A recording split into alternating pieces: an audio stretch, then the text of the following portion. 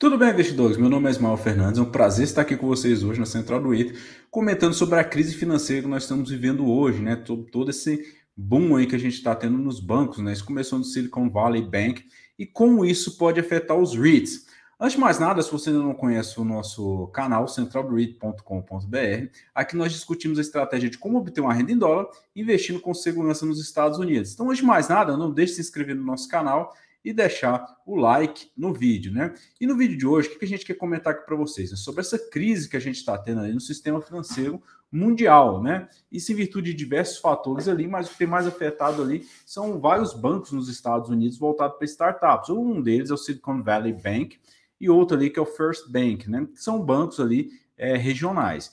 Então, o primeiro ponto que a gente ressalta aqui para o investidor é como isso vai afetar os REITs lá na frente, né? A gente pensa aqui no setor bancário, aqui a gente vê claramente, né, como que o setor bancário, né, através do ETF ali, KBE, você pode investir nele ali em roxo, a gente viu que ele teve uma queda muito forte ali nos últimos dias, né? E isso puxou, inclusive, o índice S&P 500, que é o que a gente vê ali em laranja. E muito investidor deve estar preocupado, né? O que a gente pode esperar para o REIT ali no longo prazo, né? E até no curto prazo mesmo. A gente tem que lembrar que o mercado ali, ele funciona muito no curto prazo, né? Nós, investidores ali de longo prazo, temos outras estratégias. Mas vamos lá, antes de mais nada, a gente tem que entender que essa crise que surgiu agora, né, recentemente, isso vem, é lógico, desde lá da pandemia, são consequências que a gente tem, né, da impressão em massa de dinheiro, inflação, aumento de taxa de juros, aumento do yield ali do tesouro americano de 10, 20 anos, isso levou ali à falência ali no Silicon Valley Bank, que era um banco ali que investia principalmente em startups ali daquela região da Califórnia, né? Startups de tecnologia.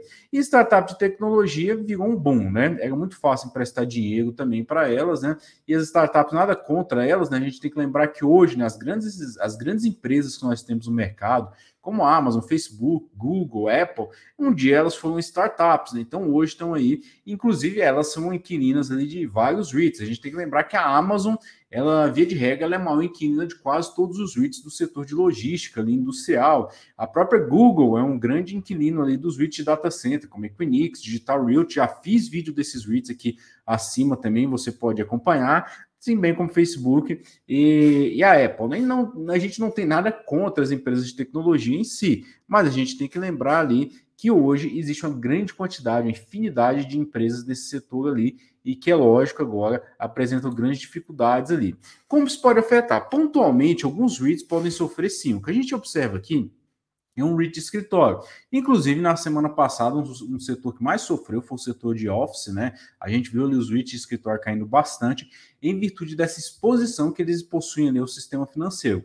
E um dos REITs específicos que eu tenho que trazer aqui para vocês é o Cousin Properties, com a negociação dele é CUZ. Ali a gente vê na última linha ali que o nono maior inquilino dele é SVB Financial, né? Que tem ali um imóvel ocupado ali naquela região ali da Califórnia.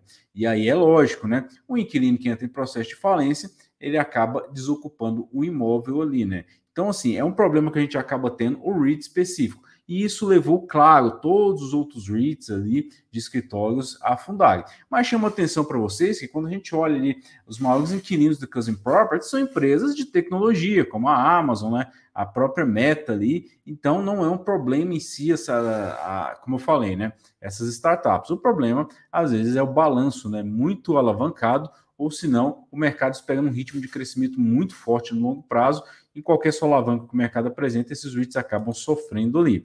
Mas vamos lá, né? O que a gente espera ali, né? A gente vê que quando a taxa de juros nos Estados Unidos aumenta, e é isso que a gente está vendo aqui no gráfico em laranja, é natural que a cotação, né, que as empresas como um todo, elas acabem sofrendo. A gente vê ali através do ETF SPY, que é o SPY, você pode investir, que são o ETF das 500 maiores empresas dos Estados Unidos. Fica natural aqui para nós que quando a taxa de juros nos Estados Unidos sobe e começa num ritmo de subida, as empresas, o S&P 500 como um todo, começa a ter uma volatilidade ali, começa a andar de lado, né, e até a cair, inclusive. Mas não só isso, a gente vê que antes mesmo da taxa de juros aumentar, o S&P 500 acabou ali se desvalorizando. Isso acontece porque o mercado já está precificando esse aumento de taxa de juros lá no futuro. E aí vamos falar aqui, né? E por que essa taxa de juros aumenta? Em virtude, ali, é lógico, né, da inflação. O Banco Central dos Estados Unidos, que é o Federal Reserve, ele quer desacelerar ali a inflação dos Estados Unidos, que é essa curva que a gente está vendo aqui, né? Passou ali dos 8% ali no final de 2022 e ela vem num ritmo de queda, mas precisa desacelerar isso num ritmo mais forte, porque o maior problema não é só a inflação, mas é a inflação inicial, é aquela inflação ali que começa a tomar gosto por subir os preços, né? Basicamente, um empresário ele começa a aumentar os seus preços porque ele tem a expectativa de que os preços vão aumentar. Isso gera um problema. Então, assim, mais do que diminuir a inflação, existe uma pressa para que essa inflação ela caia. E a forma de fazer isso é aumentando a taxa de juros. A taxa de juros ela serve ali como um freio da economia. O intuito dela é desacelerar, realmente é promover um desinvestimento, né? Promover até, inclusive, como o próprio Federal Reserve fala, né? Uma dor temporária, que vai ser o desemprego, enfim, a redução do consumo. E isso é algo que a gente não espera, mas que é preciso em virtude dessa questão aqui da inflação. Então, um ponto que a gente tem que lembrar aqui é que a inflação ali é o grande vilão, e aí a taxa de juros nos Estados Unidos aumenta. Mas como isso vai afetar os REITs, né? Afinal de contas, se você chegou no vídeo até agora, você quer saber como isso afeta os REITs. Isso é de suma importância, esse gráfico que eu vou mostrar aqui para vocês, tá? Esse gráfico mostra aqui, basicamente, como os REITs, aqui nas barras em azul, e as stocks, nas barras em laranja, elas se comportam ali em ambientes de aumento de taxa de juros. A primeira barra aqui da esquerda, né, o que a gente observa é o seguinte: quando a taxa de juros nos Estados Unidos, antes dela aumentar, a gente vê como que os REITs, nas barras em azul, se performam e como as stocks devolvem retorno para os investidores.